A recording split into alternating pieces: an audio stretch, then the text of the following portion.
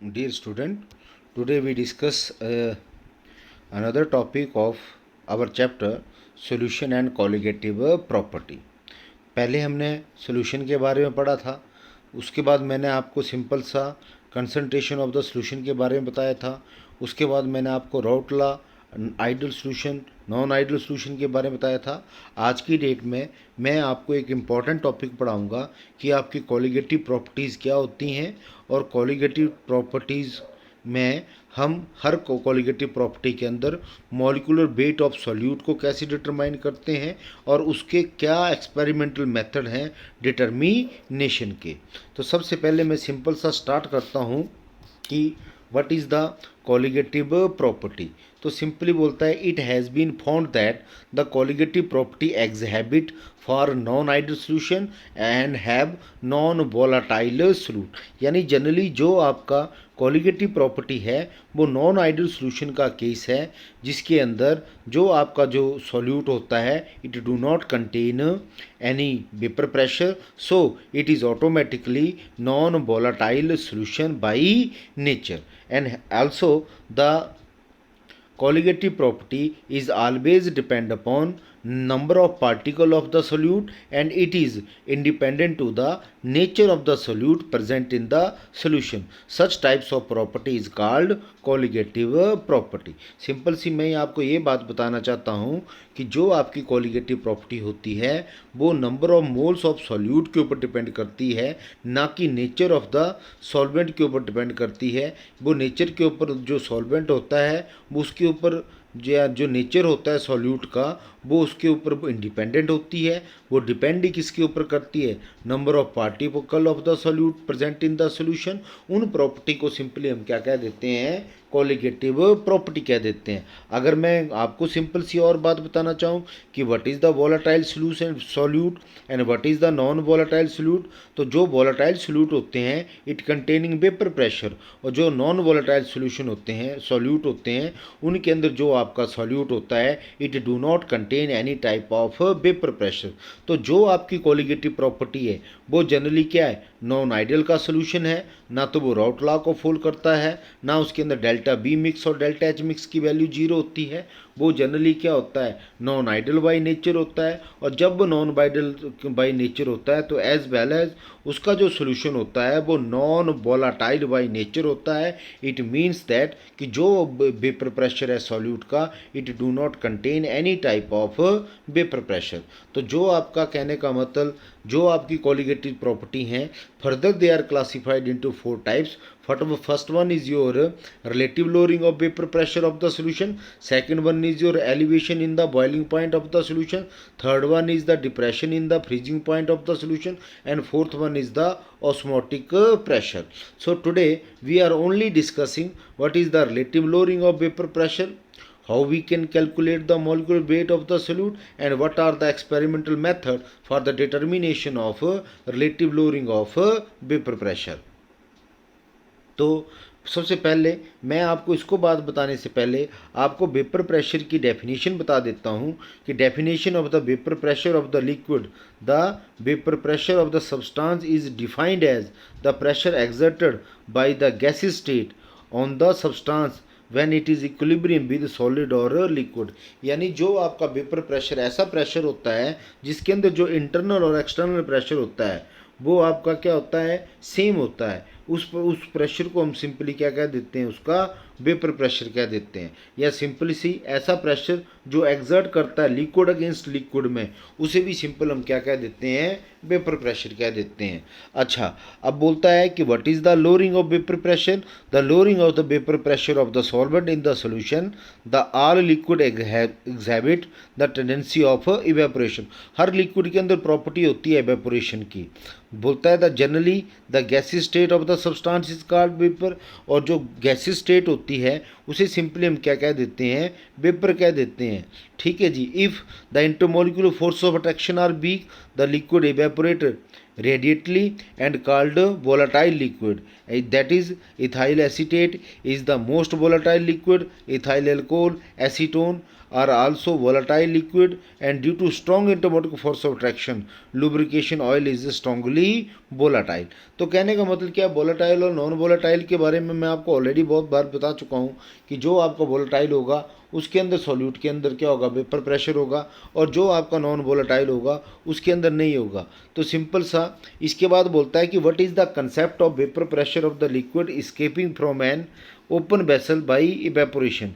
If the vessel is closed, the process of evaporation continues and the molecule liquid escaping from the surface of the liquid remain the container above the surface of the liquid, and these molecules of the vapor are continuous random motion. They collide with each other, thus the ball of the container with the surface of the liquid and return to the liquid state. This reverse of evaporation is called condensation. After some time interval, equilibrium is established between two phases of the substance, liquid and vapor, and at the stage the rate of evaporation is equal to the rate of condensation. The pressure exerted by the vapor at this stage is called vapor pressure, and vapor pressure of the liquid increases with the increase in temperature. तो simple सी मैंने आपको ये बात की कि जो आपका vapour pressure है उसको निकालने के लिए एक ऑपरेटर्स होता है जिसको हम सिंपली क्या बोलते हैं, मैनोमीटर बोलते हैं. मैनोमीटर के अंदर जनरली मर्क्यूरी लगी होती है, मर्क्यूरी डिप्ड होती है. साथ में ट्यूब के अंदर हम कोई एक क्लोज कंटेनर ले लेते हैं, उसके अंदर हम लिक्विड ले लेते हैं, और जब लिक्विड को हम उसको बॉयल करते हैं तो with the passage of time जो लिक्विड है that will be converted into gases form, वो गैसेस फॉर्म में चेंज होने शुरू हो जाते हैं. After the saturation point that will be also evaporated, वो फिर से कंडेंस होने शुरू हो जाते हैं. बोला जिस स्टेज के ऊपर आपका इंटरनल और एक्सटर्नल प्रेशर आपका क्या होता है, सेम होता है, उस प्रेशर को सिंपली हम क्या बोल देते हैं, वेपर प्रेशर बोल देते हैं. अगर हम टेम्परेचर की वैल्यू को इंक्रीज़ कर दें तो ऑटोमेटिकली जो वेपर प्रेशर है उसकी वैल्यू भी क्या हो जाती है, इंक्रीज़ हो जाती है. अब हमारे पास कंसेप्ट आता है कि what is the lowering of vapour pressure. तो जो आपका लोअरिंग ऑफ वेपर प्रेशर है वो आपका क्या है, नॉन वोलेटाइल सोल्यूट है, reduce with the ability of the substance surface, ability of the surface solvent molecule to escape the liquid. Therefore vapor pressure is lowered and the amount of vapor lowering depend upon the number of solute on the particle. यानी generally जो आपका relative lowering of vapour pressure है generally ये क्या है, एक प्रकार की क्या है, कोलिगेटिव प्रॉपर्टी है. तो बोलता है in the presence of non volatile solute that they reduces the escaping tendency of the solvent molecule and the vapour pressure is load. क्योंकि जो आपका कहने का मतलब सोल्यूशन होता है it is the combination of solute plus solvent. If solute do not contain any type of vapor pressure and only the solvent contain the vapor pressure. If solvent and when solute is added in the solution, automatically the tendency of the solvent, the vapor pressure of the solvent is decrease in the solution, automatically it would be get lowered by nature. So simply what is the general expression for relative lowering of vapor pressure? We know that it is a colligative property, so it is habit the case of non-ideal containing non-volatile solute. So according to the Raoult law, the vapor pressure of the solvent is depend upon vapor mole fraction of the solvent and vapor pressure of the solvent at a pure state. Further, we know that vapor pressure of the solvent is greater than the vapor pressure of the solution, but automatically the vapor pressure of the solvent and vapor pressure of the solution is the same, because due to vapor pressure of the solvent, solution contain the vapor pressure. So replacing the value Pa by Ps, so Ps is equal to Pa into X naught A, where Ps is the vapor pressure of the solution, Xa is the mole fraction of the solvent, and P naught A is the vapor pressure of the solvent at a pure state. Because vapor, it is the pressure exerted by the liquid and vapor is known as vapor pressure.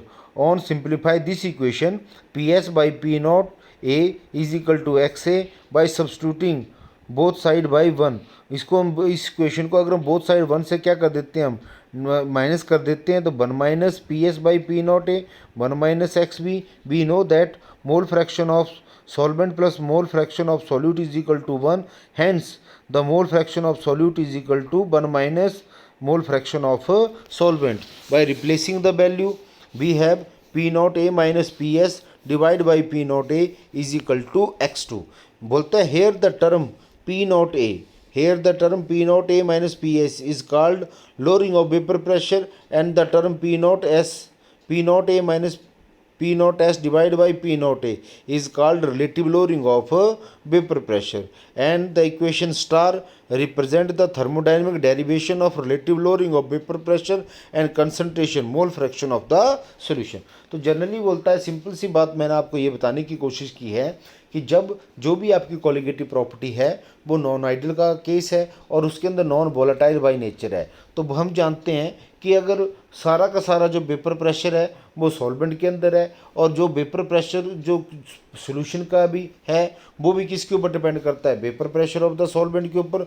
तो जब हम इसको simplify करते हैं तो हमारे पास एक term आती है कि जो पी नॉट ए माइनस पी एस है उसे हम लोअरिंग ऑफ वेपर प्रेशर कह देते हैं, और ratio of P naught A minus PS divided by P naught is equal to known as relative lowering of vapor pressure, and its value is depend upon the mole fraction of the solute।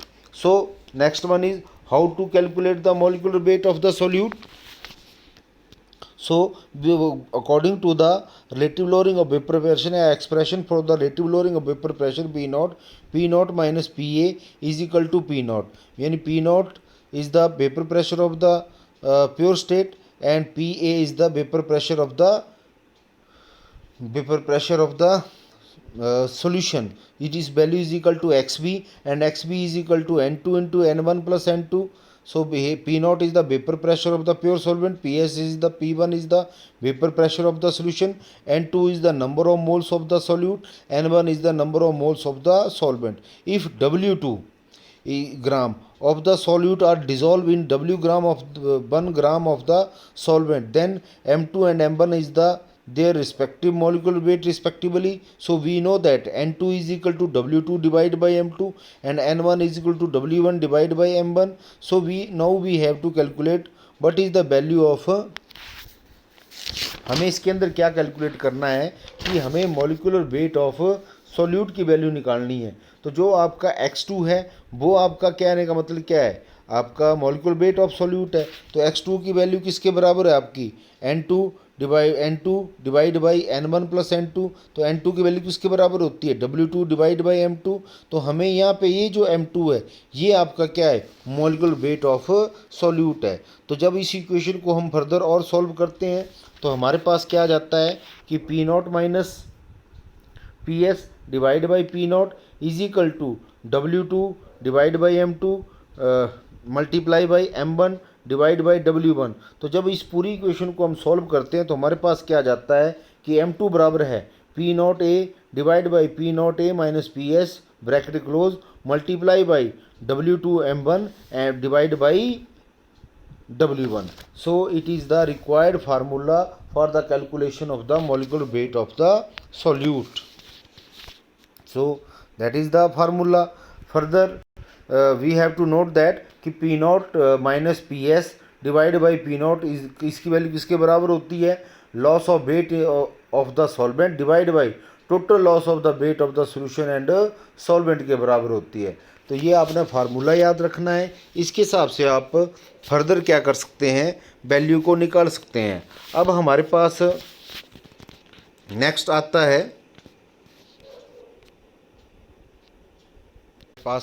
एक next topic आ जाता है कि कैसे हम experimentally जो आपका relative lowering of vapour pressure है उसको हम कैसे डिटरमाइन करते हैं। तो जो आपका relative lowering of vapour pressure है उसको निकालने के मेथड का नाम है ओस्टवाल्ड एंड वाकर मेथड। ये वेरी वेरी इंपॉर्टेंट है, कभी कभी पेपर में आ जाता है। तो बोलता है जनरली जो बोलता है ये जो मेथड है इस मेथड के अंदर the method of measurement of vapour pressure are classified into static and dynamic method. कि जो आपको वेपर प्रेशर को निकालने के मेथड मैंने आपको बताए थे, डायनेमिक मेथड बताया था, स्टैटिक मेथड बताया था, वो these method could be used. ये जो मेथड है वो यूज्ड होते हैं to find out the vapour pressure of the solvent and that of the solution, and hence lowering of vapour pressure could be determine. अगर हम vapour pressure of the solvent ज्ञात कर लें, vapour pressure of the solution ज्ञात करें, तो कितनी value solution की, सॉल्वेंट की सोल्यूशन के अंदर ऐड करने के कारण वैल्यू डिक्रीज हुई है, वो आपकी लोअरिंग ऑफ वेपर प्रेशर होगी, और उस वैल्यू को हम क्या कर सकते हैं, डिटरमाइन कर सकते हैं। और उसको जो डिटरमाइन करने के मेथड है, उस मेथड को हम क्या बोल देते हैं, Ostwald and Walker dynamic method, which is also known as transpiration method भी कह देते हैं। अच्छा, जनरली इस मेथड के अंदर हम क्या करते हैं कि प्योर ड्राई एयर को पास करते हैं सबसे पहले किसके अंदर, सॉल्यूशन के अंदर। ये जो आपका सॉल्यूशन है, इसमें सबसे पहले हम क्या करते हैं, प्योर ड्राई एयर को पास करते हैं। फिर हम उसका जो वेट है उसको हम क्या कर सकते हैं, ये पूरा ड्राई एयर होता है, उसके अंदर जो वेट है, जो बल्ब वेट है प्योर सॉल्वेंट को, उसको हम क्या कर लेते हैं, यू शेप ट्यूब के अंदर उसको हम क्या कर लेते हैं, नोट डाउन कर लेते हैं। उसके बाद वो जो ड्राई एयर है वो किसके अंदर पास हो जाती है, कैल्शियम क्लोराइड ट्यूब के अंदर, जिसके अंदर क्या होता है, एनहाइड्रस कैल्शियम क्लोराइड होता है। यानी इसके अंदर बोलता है कि सॉल्वेंट इज न्यू, हेयर पानी नहीं होगा, पानी की जगह आपका क्या हो जाएगा, कैल्शियम क्लोराइड होगा। बोलता है the bulb containing the solution and solvent are placed in thermostat, कि जो भी आपका सोल्यूशन और जो सॉल्वेंट है उसे हम किसके अंदर रखते हैं, थर्मोस्टेट के अंदर रखते हैं। जिस थर्मोस्टेट वो ऑपरेटर्स होता है कि जिसके अंदर जिसकी जो टेम्परेचर की वैल्यू है वो चेंज नहीं होती है। तो बोलता है, आगे बोलता है फर्दर, हम सबसे पहले मैंने आपको ये बताया कि हम ड्राई एयर पास करते हैं किसके अंदर, सॉल्यूशन के अंदर, उसका वेट कर लेते हैं। फिर वो ऑटोमेटिकली, हमें पता है कि सॉल्यूशन के अंदर जो आपका वेपर प्रेशर किसका है, सॉल्वेंट का ही है। उसके बाद उसको हम कनेक्ट कर देते हैं किसके अंदर, कैल्शियम क्लोराइड ट्यूब के अंदर। और जो कैल्शियम क्लोराइड है उसके अंदर जो आपका, कहने का मतलब जो सॉल्वेंट होता है वो अदर देन वाटर होता है, यानी वो कैल्शियम क्लोराइड होता है, उसका भी हम क्या कर लेते हैं, वेट ज्ञात कर लेते हैं। तो बोलता है further as the pure dry gas is passes through the solution, जब ये प्योर जो ड्राई गैस है वो सोल्यूशन के अंदर पास होती है, इट गेट सैचुरेटेड, वो सैचुरेटेड हो जाती है with the vapour pressure over the solution till the pressure become equal to the vapour pressure of the solution. उससे क्या होगा कि जो वेपर प्रेशर है वो vapour pressure of the solution के बराबर हो जाता है। इस तरीके से हमें loss of weight of the solution bulb take place होगा, कि कितना उसके अंदर जो वेट है, लॉस ऑफ वेट जो सोल्यूशन का कितना हुआ। तो कहने का मतलब आ जाता है यहाँ पे कि जो आपका loss of weight of the solution W1 है वो directly proportional to the pressure of the solution आ जाएगा। सेकंड केस में loss in weight of the solvent bulb W2 होगा, उसकी वैल्यू किसके बराबर होगी, vapour pressure of the solvent minus vapour pressure of the solution के पास आ जाएगी। जब इसको हम, हमारे पास पहली एक बात में आ गई W2 multiply by P0 minus PS, हमारे पास आ गई PS is directly proportional to W1। Automatically मैंने बताया था वेट के ऊपर डिपेंड करता है, तो P0 minus PS directly proportional to W2। जब इन दोनों को जो ओवरऑल होगा वो P0 की वैल्यू किसके बराबर आ जाएगी, PS plus P0 minus PS directly proportional to W1 into W2। तो जब इसको हम क्या करते हैं, सॉल्व करते हैं, तो क्या आ जाता है कि P0 minus PS by P0 बराबर है W2 divide by W1 into W2। यानी जो आपका W2 वो आपके क्या है, loss in weight of the solvent bulb है, और जो आपका W2 प्लस W1 है वो आपका क्या है, total loss of weight of the solution bulb as well as solvent bulb. Hence, knowing the value of W1 and W2 relating lowering of vapor pressure is calculated। अगर हमें W1 या W2 की value का पता है तो automatically हम क्या कर सकते हैं, vapour pressure of the solution को क्या कर सकते हैं, हम मेजर कर सकते हैं। फर्दर बोलता है कि if the solvent is used in water, अगर सॉल्वेंट आपका क्या है, पानी है, then all the water vapour can be observed in the weight of calcium chloride tube. ठीक है, then increase in the weight of the calcium chloride tube is directly proportional to the vapour pressure of the solvent. So we have, हमारे पास क्या value आ जाएगी, जो total vapour pressure है वो किसके बराबर आ जाएगा, gain of weight of calcium chloride tube के बराबर आ जाएगा। तो क्या आ जाएगा formula, P0 minus PS divide by P0 बराबर है W2 बाई W3।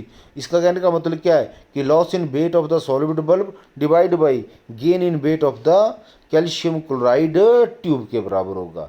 तो ये एक्सपेरिमेंटल मेथड था, इस तरीके से हम इसको क्या कर सकते हैं।